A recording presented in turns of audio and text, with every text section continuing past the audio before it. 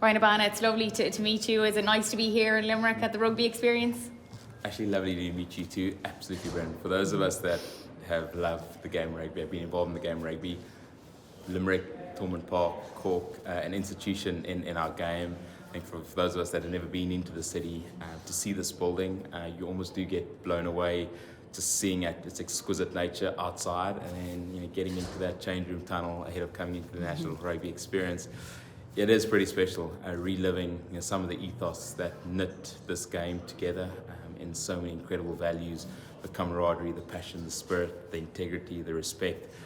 Knowing what the JP McManus Foundation has done in creating a bit of restoration within the city, but giving the game back something that will hopefully give more to the city than just what rugby is all about. So extremely privileged and honoured to be here, and hoping to maybe break some records. I'm not quite sure Johnny's kicking is that good anymore. my running is definitely so hopefully I can give Johnny a good crack. Speaking of your running, you brought it up. Are you still as fast as ever? You're obviously famous for your speed. Yeah. I've got a massive race coming up later this year against the tortoise. So in retirement, I definitely have slowed down quite a bit, not racing any cheetahs or Boeing A380s. But no, the speed has unfortunately depreciated. My 9-year-old's unfortunately beating me in the back garden at the moment. So I'm not going to be doing anything of high velocity anytime soon. You said that with such a straight face that I thought, oh wow, you are actually competing in something. No. No, not anytime soon. And when you think of Ireland, you think of rugby, you've mentioned Thomond Park. What comes to mind? So I think, again, in a competitive nature where you have Gaelic football, you have hurling, rugby, has definitely been an outlier in terms of bringing attraction to a sporting environment in rugby. But you look at the names, Keith Wood, Rowan Nagara, Brian O'Driscoll, Johnny Sexton, names that have become entrenched in rugby history, folklore globally, not just in Ireland. And I think the passion with which the game gets played here, the institution that it is, you get to go to the Aviva or Croke Park that I got the fortune to be at, back in 2009. Brilliant. Or you go to, Cork and experience the real passion for the game. Yeah, you hear that, Munster sell the most jerseys amongst the supporters, and you only fully understand that encompassing nature when you come here and experiencing it.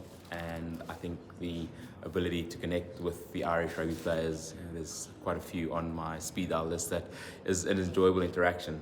Some of the most humble, human beings that I've ever met, and not only institutionalized in their passion for the game, their ethos of respect and humility, I think, is bar none, globally, which is pretty special. So lovely to be here.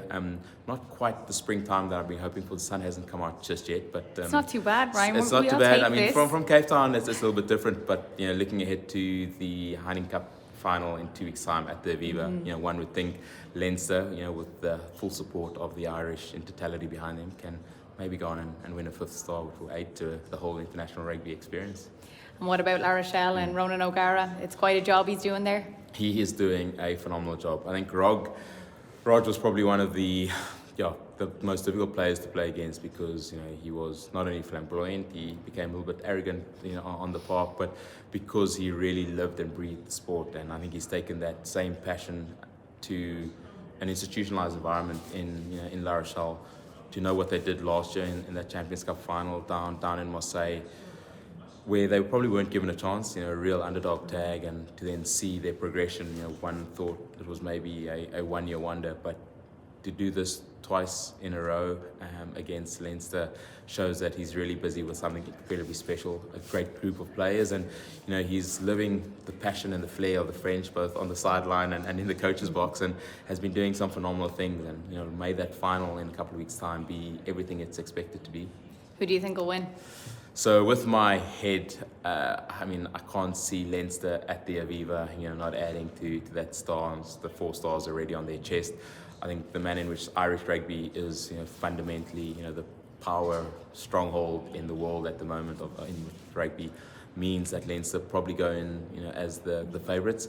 La Rochelle went into last year's final as a real underdog, and how they came back in that second half almost stunned everyone to then go on and win it. And I think the celebrations, rightfully so, were pretty epic down in the south of France. But with your head, you really think that it's all Leinster's to lose, and given how they dismantled Toulouse in that semi-final, it's going to be a difficult one for Roger and his team to overcome. But again, the French flair is something that you should never ever underestimate. It's also a World Cup year. So France this year, October time. How do you see it going? It's very, very competitive. Obviously, Ireland are coming off the back of a Grand Slam. But you've been there as a player 3 times. You've been to a World Cup. Tell me a little bit about it. You also won in 2007 as well. Yeah. So I think this Heineken Champions Cup final is a potential precursor to what we might see come, I think it's the 28th or 29th of October, when that Rugby World Cup final happens. And the rugby prowess has definitely moved up north. You have Ireland after an incredible Grand Slam earlier this year, France winning 12 out of 12 last year, beating the top teams in the world in one calendar year, which was incredibly impressive. So you feel that this French team, have everything behind them to go on and do something no French side has ever done before, win it.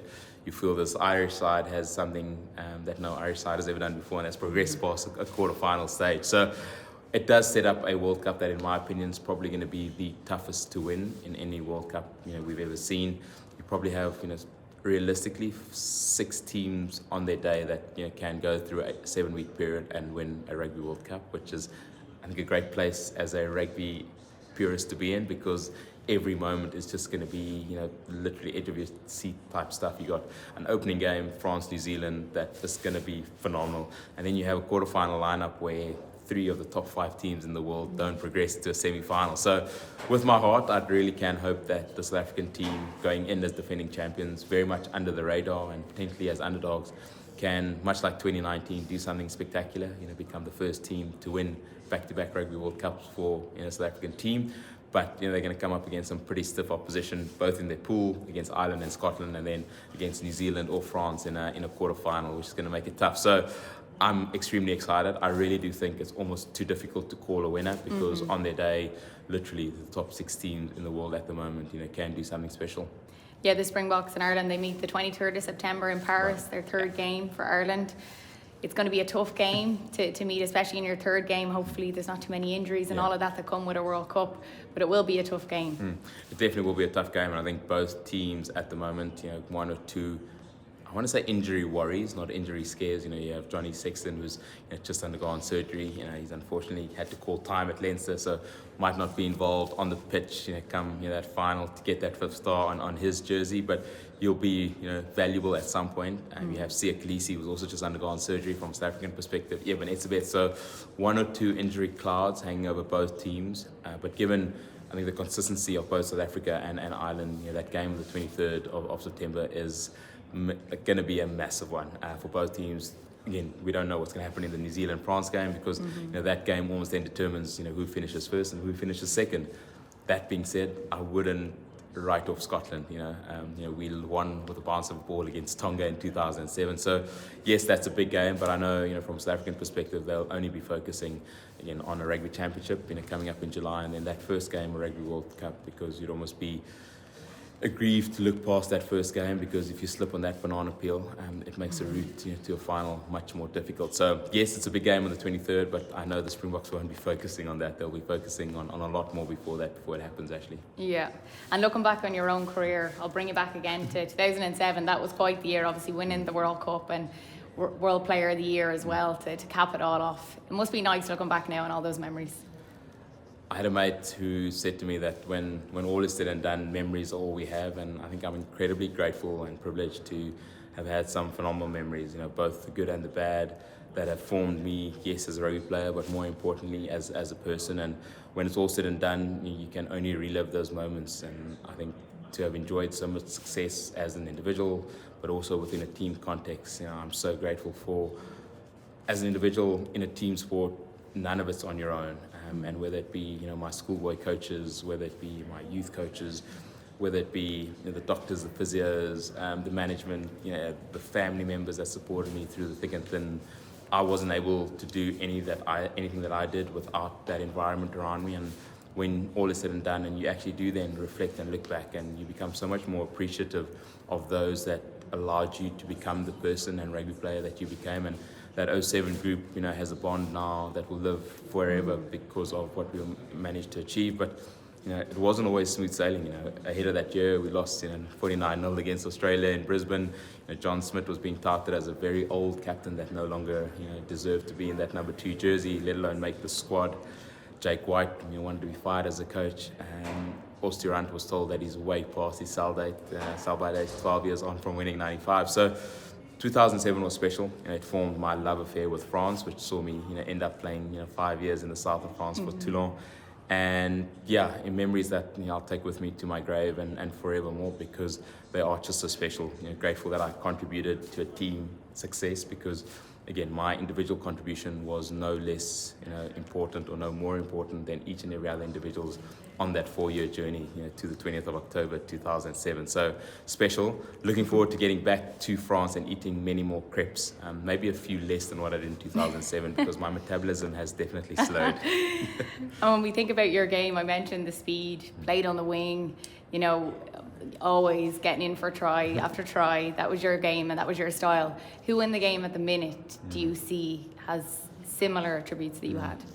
Yeah, from a South African perspective, we've obviously got Makazole Mapimpi and Cheslin Colby, who are the incumbents in the 11 and 14 jersey, both who became the first Springboks to score a try in a Rugby World Cup final, which maybe doesn't say too much about my career.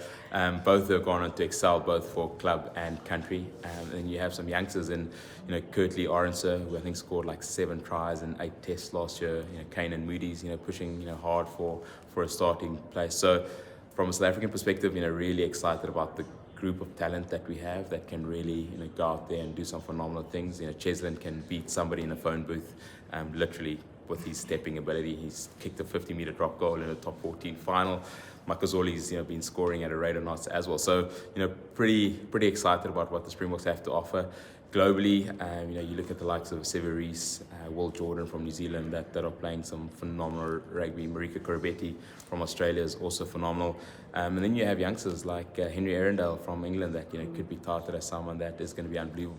But that being said, for me at the moment, and probably one of the best players in the world is Damien Penaud from France, who again had a phenomenal Six Nations. Has been scoring tries and is uncharacteristically quick, fast, nimble, and an incredible skill set. And he'll be a key figure in that French onslaught to want to win a Rugby World Cup in their home country later this year. And alongside Antoine Dupont, do you think those are 2 players that are going to be putting their hand up to make an absolute impact come Rugby World Cup 2023?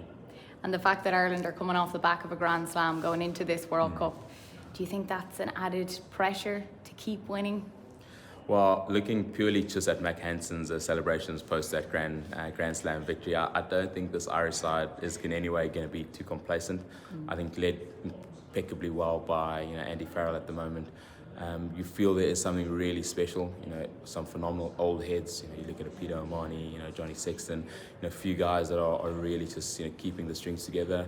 Jamison Gibson Park, who is won a Man of the Match award in a Heineken Cup semi-final a couple of days ago. So I think this Rugby World Cup, particularly for Ireland, is going to be one of them relying on not only what they've achieved over the last year or 2, but really looking forward to how they can do something that no Irish side has ever done. And with that blend of incredible experience, but also the exuberance of youth. Someone like James Lowe, who's really been a force for good for this Irish side. But then you look at someone like Mac Hansen, Hugo Keenan has had an absolutely phenomenal 12 months, and you look at where this team's going, and you believe that Ireland have all their cards and maybe a few aces up their sleeve, because they are pretty impressive at the moment. So if like their pack does set that foundation up front, you believe that their backline has the flair and ability, skill set and speed to do something absolutely historic come Rugby World Cup 2023. Fingers crossed. Well, thanks for your time, Bryan. Will you stay around Limerick for many more days? I have my family here, so enjoying the sights and sound. I'm going to bring my little boys to come experience something that will hopefully give them a great understanding about the incredible ethos that the game of rugby forms, and hopefully not form a love affair with Limerick. Because I'd love them to play for South Africa and not Ireland at a stage, like CJ Stander has done, and maybe 1 or 2 other South Africans. But I think this place, its people, it's really special. I had the fortune of sitting next to Mr. McManus at dinner last night, and what the foundation has given back, as a restoration perspective for Limerick, and the town, and getting people, coming back into the city where COVID has almost taken everyone back out. Going up to the top floor and seeing an 800-year-old castle is something we don't get in South Africa. So hopefully not much time on the golf course, much time experiencing the sights and sounds of this beautiful city. Brilliant, Bryan. Thanks so much for your time. Thank you very much.